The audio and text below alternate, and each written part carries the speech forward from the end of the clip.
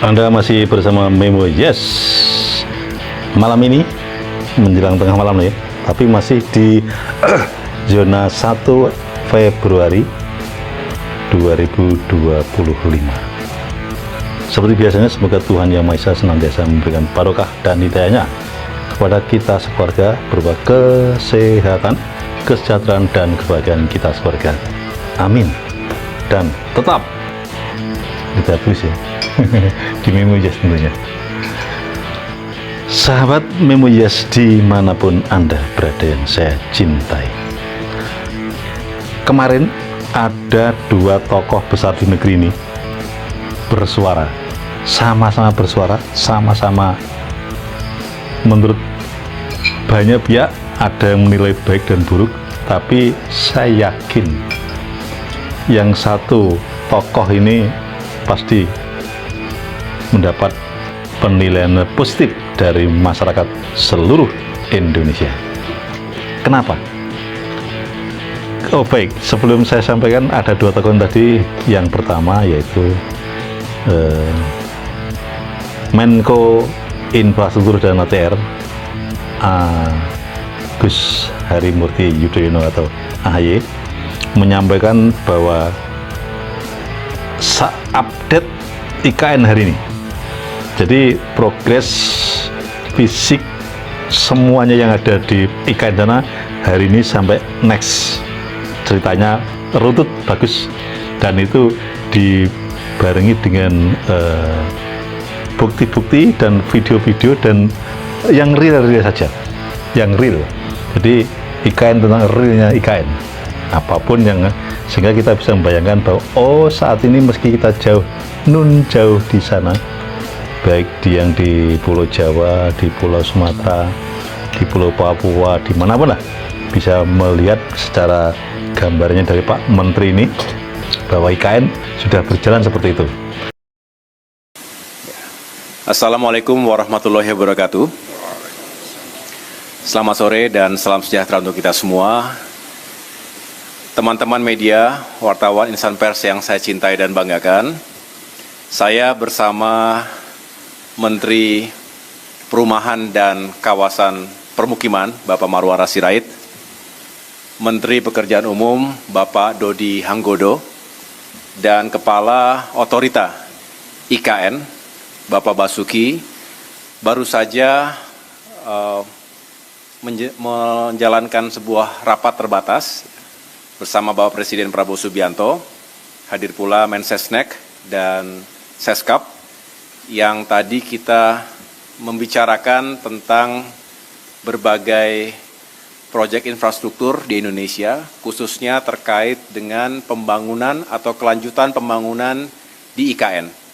Nanti akan saya berikan kesempatan tentunya kepada Kepala OIKN untuk menjelaskan secara lebih rinci, kemudian juga tentu kepada Pak Menteri yang tadi juga telah membahas berbagai kebijakan yang pro rakyat dalam pembangunan perumahan.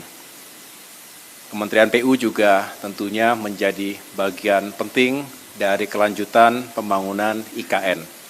Perlu diketahui bahwa sesuai arahan dari Bapak Presiden Prabowo Subianto, pembangunan IKN ini akan kita lanjutkan, tentu mengikuti timeline dan tahapan-tahapan yang telah ditetapkan sebelumnya. Sebagai penjelasan kepada masyarakat luas, tahap pertama yaitu tahun 2022 hingga 2024 juga telah menghadirkan berbagai progres, ada berbagai infrastruktur yang juga telah selesai 100%, tetapi ada juga yang masih ongoing, masih berlanjut. Dan memang kita fokus pada pembangunan kawasan inti pusat pemerintahan. Di sini nanti kita berharap di tahap kedua 2025 hingga 2029, dan tadi Bapak Presiden Prabowo Subianto sudah menyampaikan dan menegaskan bahwa sudah di-approve anggaran untuk kelanjutan pembangunan IKN itu 48,8 triliun rupiah untuk 5 tahun ke depan.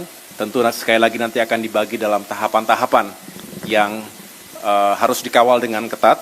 Yang jelas, anggaran tersebut dipersiapkan, dialokasikan agar kami, khususnya OIKN, bisa menyelesaikan proyek pembangunan fasilitas atau gedung-gedung yang digunakan untuk parlemen, untuk legislatif, dan juga untuk yudikatif.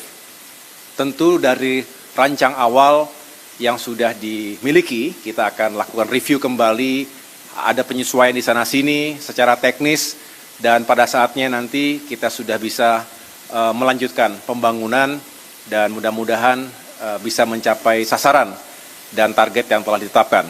Nanti setelah ini Pak Basuki bisa menjelaskan, tentunya ada yang bersumber dari APBN, ada juga yang bersumber non-APBN. Inilah hadirnya kebersamaan, kerjasama yang baik antara pemerintah dengan badan usaha. Kita juga mengharapkan dunia swasta, pihak swasta ini bisa berkontribusi secara positif dan tentunya terintegrasi dengan baik. Tugas kami, tugas saya sebagai Menko di bidang infrastruktur dan pembangunan kewilayahan, ingin meyakinkan agar segala sesuatunya terintegrasi dengan baik.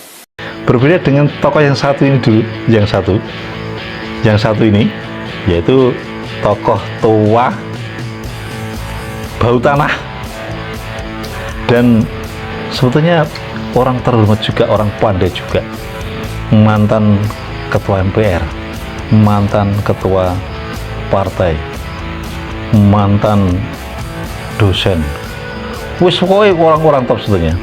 Tapi karena apa yang disampaikan itu selalu hak, apa yang disampaikan mulai dari janji presiden yang katanya berjalan dari Jakarta ke Jogja, macam-macam dan lain-lainnya.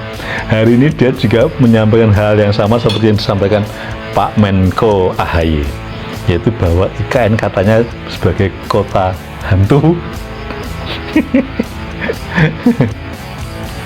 Nah, seperti tadi yang disampaikan Menko AHY, seperti tadi ya, sudah kita tonton videonya tadi sebagian. Nah, dan sekarang mari kita nikmati apa yang disampaikan Mbah Amin Rais ini. Sebetulnya bukan Mbah Amin Rais namanya. Ini nama kumpulnya itu siapa ya? Profesor Dr. Haji Amin Rais. Nah, inilah apa yang dipromosikan, apa yang diprovokasikan, apa yang disampaikan kepada kita, penilaiannya seperti ini. Monggo silakan dinikmati. Assalamualaikum warahmatullahi wabarakatuh. Alhamdulillahirabbil alamin. Wassalatu wassalamu ala asyrafil anbiya'i wal mursalin wa ala alihi wa sahbihi ajma'in, amma ba'd. Saudaraku sebangsa dan setanah air, salah satu karya terburuk dan terkutuk Jokowi menurut saya adalah ambisi gilanya memindah ibu kota Jakarta ke Kalimantan Timur. Nah, tangan Jokowi itu tangan yang panas dan beracun. Semua hal yang disentuh Jokowi hampir semuanya gagal. Walaupun mula-mula terlihat moncer, dengan berjalannya waktu proyek-proyek Jokowi alias Mulyono berakhir dengan kegagalan. Pada kesempatan yang bersejarah ini, dengan memohon ridho Allah Subhanahu wa Ta'ala, dengan meminta izin dan dukungan dari Bapak Ibu anggota Dewan yang terhormat, para sesepuh dan para tokoh bangsa, terutama dari seluruh rakyat Indonesia. Dengan ini saya mohon izin untuk memindahkan ibu kota negara kita ke Pulau Kalimantan.